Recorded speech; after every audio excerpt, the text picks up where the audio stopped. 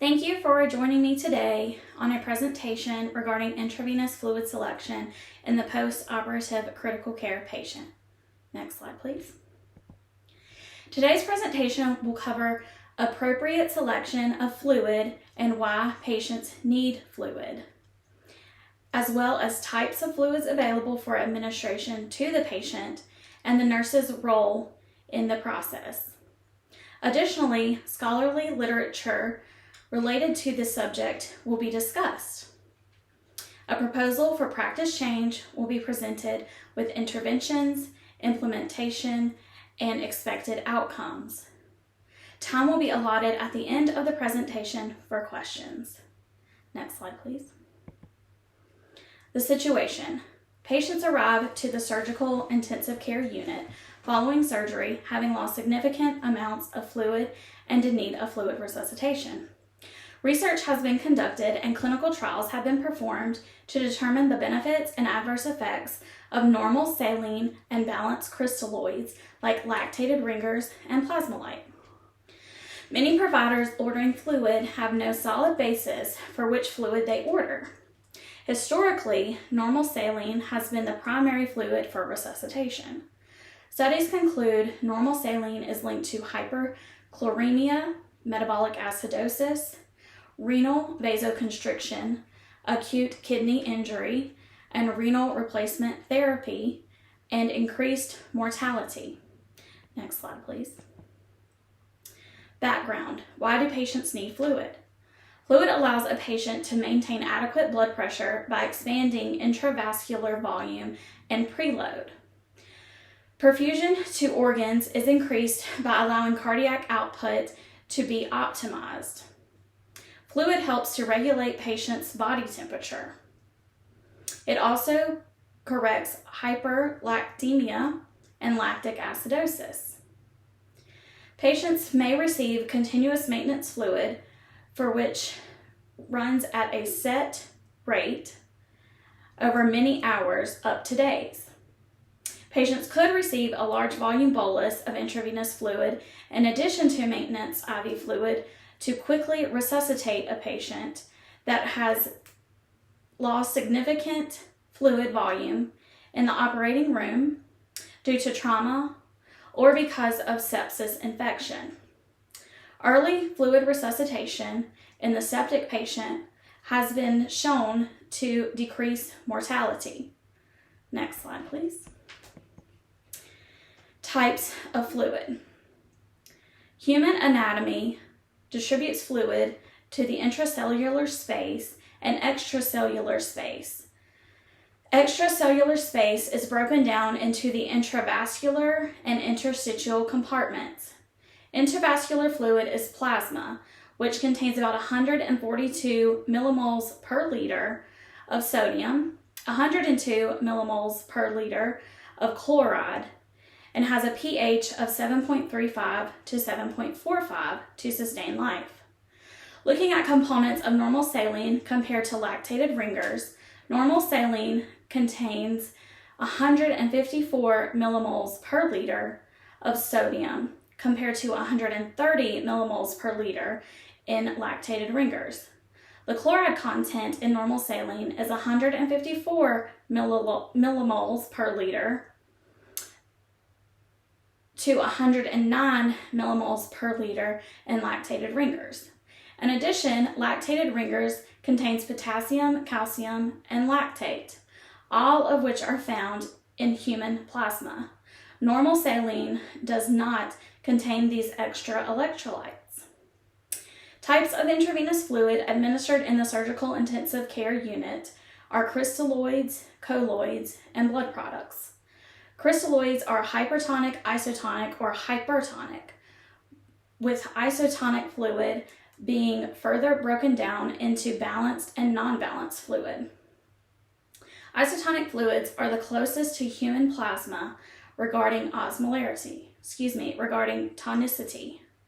Tonicity compares osmolarity of two solutions and explains how fluid is regulated transmembranous. Osmolarity is the measure of solutes per liter of fluid. Hypertonic solution cause fluid inside the cell to shift outward into the extracellular space. Hypotonic solutions have the opposite effect of hypertonic solutions and cause fluid to leave the extracellular space and enter the intracellular space. The use of hypertonic or hypotonic crystalloid solutions in the post-operative critical care adult patient is rare because of the inherent danger. Isotonic crystalloids are relatively safe when administered appropriately. Colloids contain large insoluble particles. They have longer duration of effect on the intravascular space. The three main types of colloids are albumin, dextran, and hydroxyethyl starch. Albumin is a natural colloid because it is made by the human body and comes directly from human plasma. Dextran and hydroxyethyl starch are semi-synthetic colloids. These colloids can impair coagulation and are associated with bleeding. In addition, dextran has a high risk of causing anaphylaxis in patients.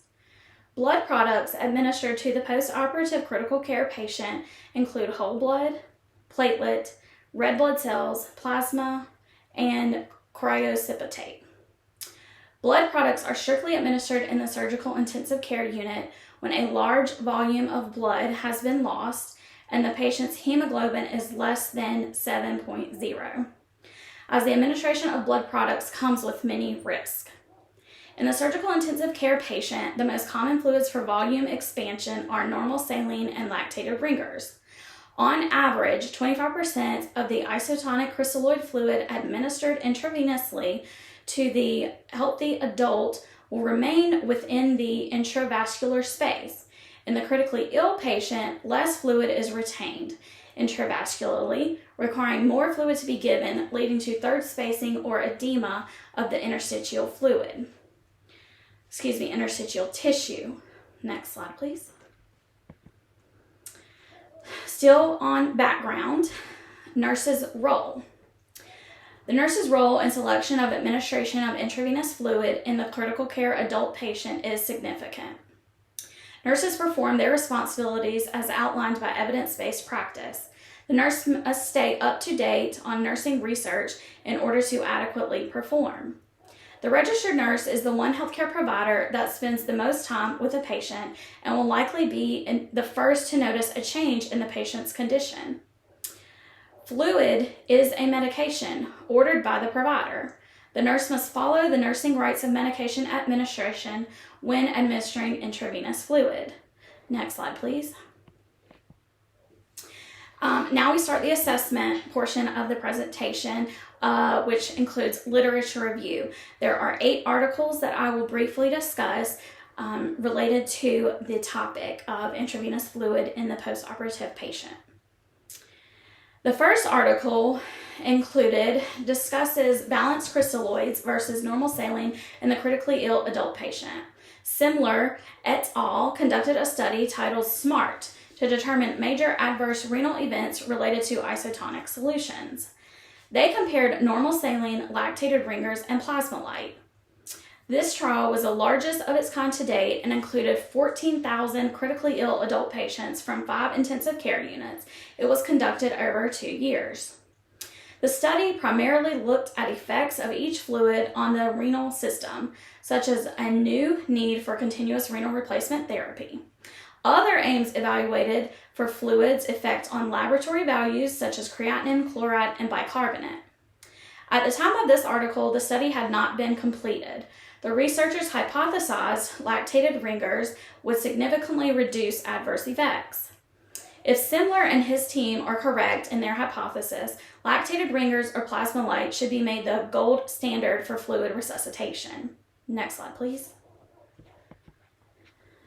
In this article, Casey, Brown, and Simler discuss reasons for and history of intravenous fluid in the critical care patient.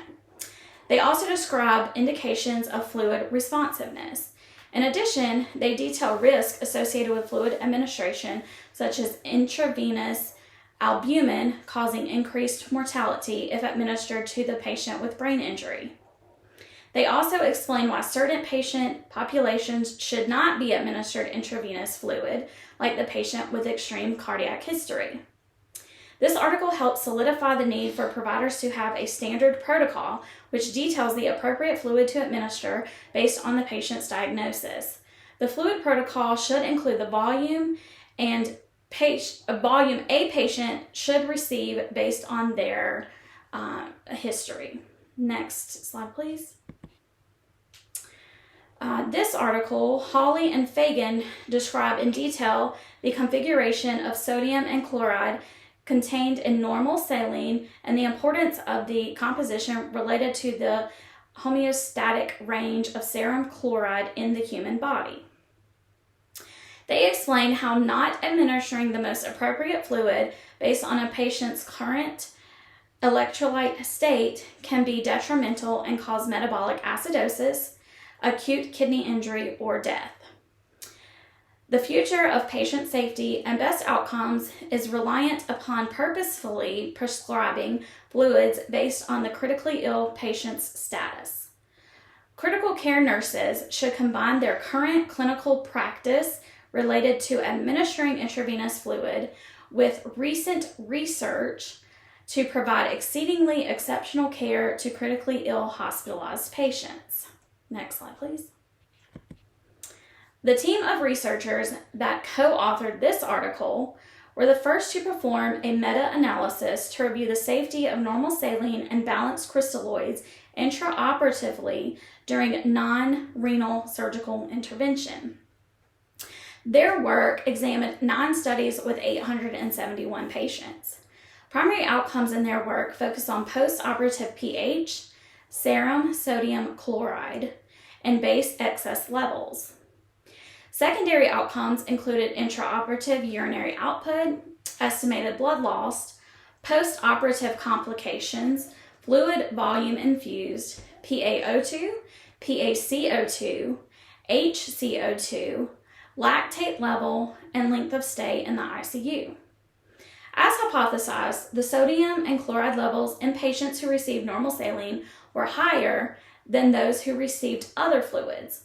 However, those that received balanced crystalloids, LR or plasmolite, lactated ringers or plasmolite, had higher pH, base excess, serum bicarbonate, and lactate levels. Using patient laboratory results to determine which specific intravenous fluid to administer has the potential to improve patient safety and maintain homeostasis in the post-surgical patient. Ultimately, these researchers feel more research should be conducted to determine which isotonic fluid is best for intravenous fluid resuscitation. Next slide, please. So this is an interesting article and significant to the problem identified. Again, Simler and his colleagues have conducted research surrounding the debate over the most appropriate intravenous fluid to be administered to critically ill adult patients. They reiterate that normal saline has historically been the intravenous fluid of choice among providers.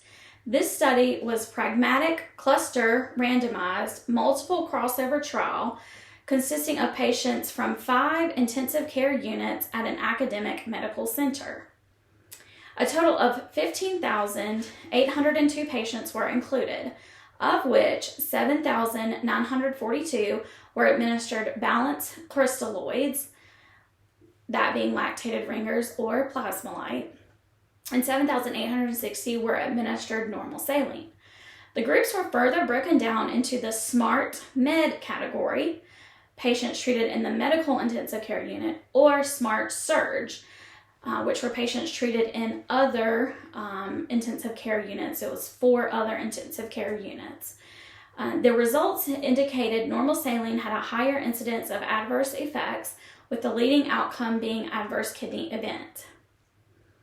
The authors suggest providers administer a balanced crystalloid as it is most closely resembled to human plasma. They also stress the importance of understanding the composition of intravenous fluids and how those affect patient outcomes based on their current medical condition.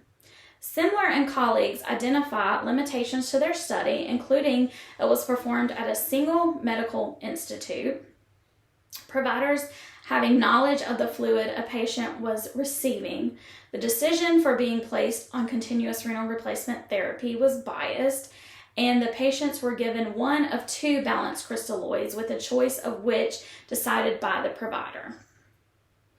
These limitations have a divide in research to be overcome before a definitive result can be concluded. Simler and colleagues determined 1 in 94 patients could be prevented from needing renal replacement therapy or death if treated with balanced crystalloids. They also found balanced crystalloids had a more significant benefit to patients diagnosed with sepsis. To date, this is the most concrete evidence and only scholarly material reviewed to place an actual number on study findings. Next slide, please. I found this article to be one of the more interesting included in the literature review. Gross, Samarian, and Kimmons compiled information surrounding types of fluid available for administration in critically ill adult patients. They go into depth describing the physiological components of crystalloids and colloids. The information included osmolarity, tonicity, and strong ion difference, which I had not found in other articles researched. Numerous studies related to specific fluids are cited throughout their article to support their belief that taking patient population and risk factors for patients into consideration when determining intravenous fluid to be administered is very crucial. The work of these researchers determined patient safety should continuously be a top priority for healthcare professionals, but the safety of balanced fluids over non-balanced fluids is lacking. Next slide, please. Brown and Simler detail many trials that have been conducted related to fluid resuscitation and their outcomes in this scholarly article. They focus on methods to predict patient responsiveness to fluid interventions and the difference in available fluids used in the treatment of sepsis, the benefits and the drawbacks. They describe the idea of fluid as one that increases intravascular volume without causing third spacing. They describe the ideal fluid, as one that increases intravascular volume without causing third spacing, increases cardiac output, resembles the composition of plasma, increases positive patient outcomes, and is cost effective. The provider must determine what intravenous fluid would best benefit the patient's clinical status with many fluid options available. The authors agree research is lacking in defining appropriate dose, rate, and composition of intravenous fluid for the population of patients diagnosed with sepsis.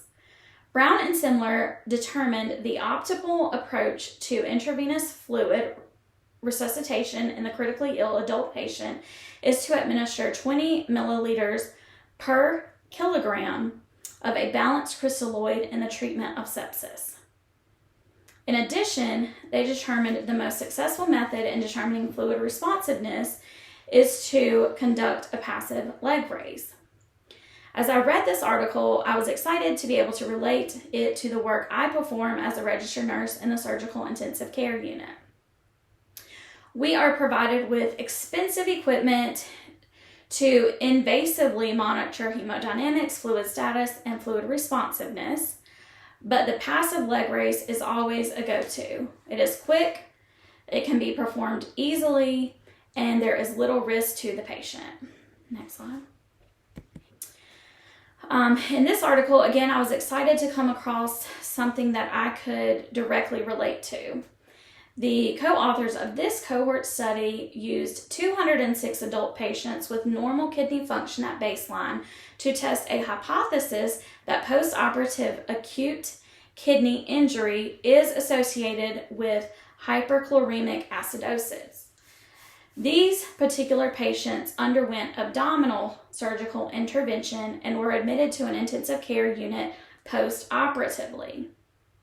Many providers believe normal saline should be administered and base this decision solely on the fact that it has been around for many decades.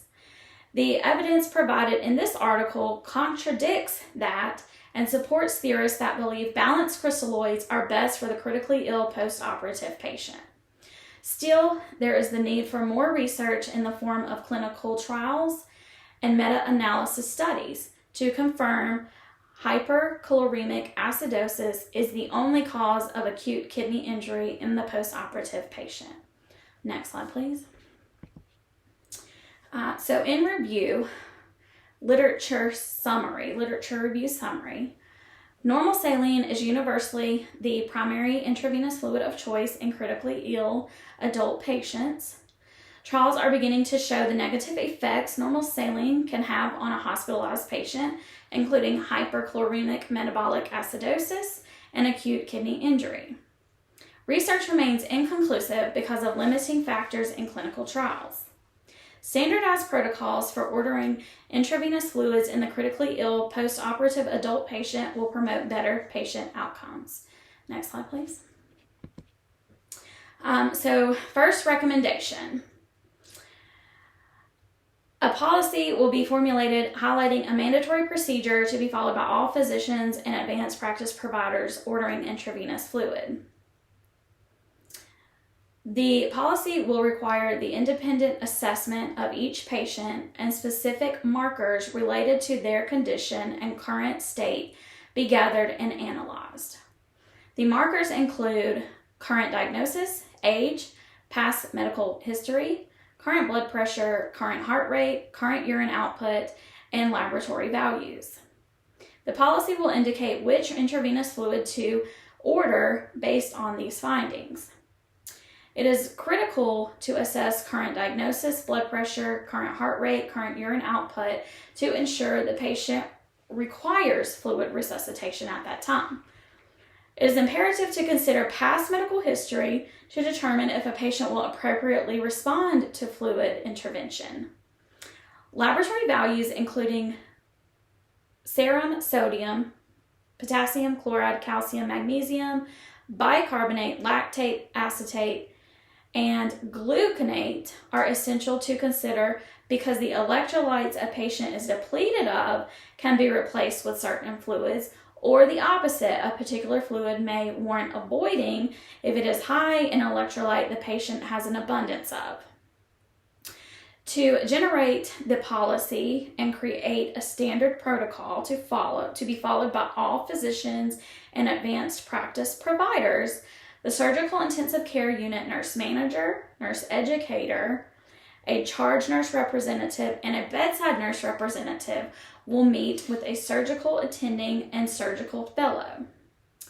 The outcome of this intervention will create a policy highlighting the appropriate procedure healthcare providers should follow when providing fluid resuscitation to the post-operative critical care adult. The first method to use to implement the intervention will be communication. Of course, communication is vital to ensuring surgical intensive care unit nursing staff, physicians, and advanced practice providers are made aware of the new policy. A comprehensive unit-wide email will be sent detailing the situation, background assessment, policy recommendations, and go live date. A flyer containing this information will be hung by the time clock, on the inside of bathroom doors, and placed near the scheduling book at the unit's front desk. These locations have strategically been selected because they are high traffic areas and have historically been used to promote policy change and new practice alerts.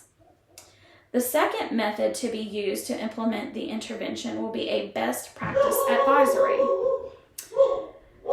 This advisory will appear to bedside registered nurses accessing the patient's electronic medical administration record.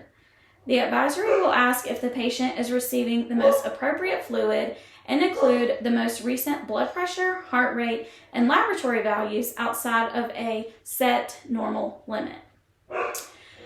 Before proceeding, the registered nurse must make a selection from options provided. Options will include appropriate fluid being administered, patient not a candidate for fluid resuscitation, or physician or advanced practice provider already aware.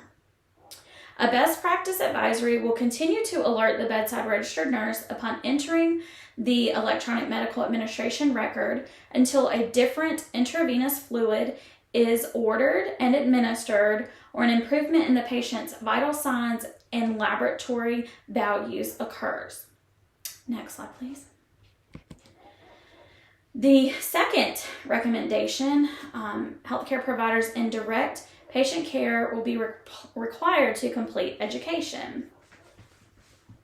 The education will contain information pertinent to the significance of post-operative fluid resuscitation in the critical care patient.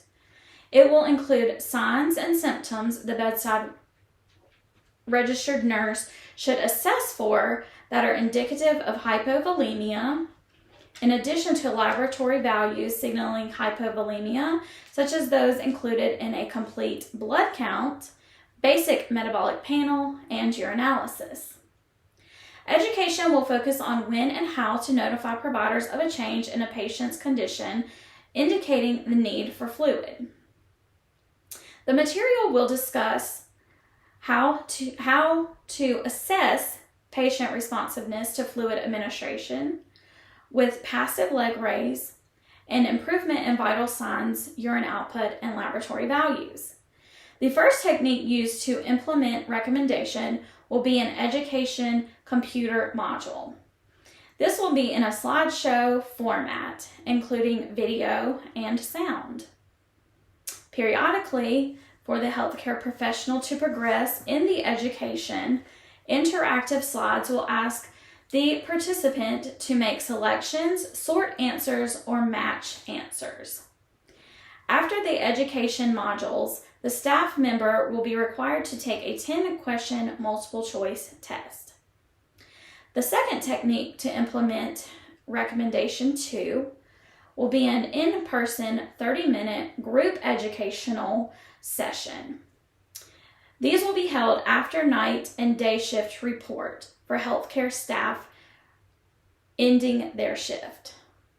The purpose of this is to discuss and educate regarding patient hypovolemia and the need for and importance of fluid resuscitation in the critical care adult post-surgical patient. The material covered will be the same material contained in the computerized educational module. The in-person setting offers staff a chance for questions and ensures participation in the education. Next slide, please. In summary, when contemplating all information provided surrounding intravenous fluid selection in the post-operative critical care patient, it is extremely important to consider intravenous fluid components compared to patient need. Much of the information reviewed indicate administration of normal saline is linked to hyperchloremic metabolic acidosis, acute kidney injury, and even death. Thus far, all research indicates lactated ringers has the lowest rate of adverse effects, yet no one will confidently proclaim it is the most significant and most appropriate fluid. More research should be conducted to determine if lactated ringers should be the gold standard in intravenous fluid. All members of the healthcare team play a significant role in patient safety and best outcomes for patients, but more but none more than the registered nurse. The registered nurse will be the first to notice a change in patient condition, whether that change indicates a need for intravenous fluid or an improvement after initiation of intravenous fluid administration. The registered nurse is vital in implementation of a needed policy change and will be the one to see that a new protocol is carried out successfully. I will now accept questions at this time. Next slide, please. The following 3 slides are references related to this presentation. Thank you very much for your time. I hope you have gained insight into the urgent need for policy change related to intravenous fluid selection in the post-operative critical care patient. I hope you will go forth and apply this new knowledge to your practice. Thank you.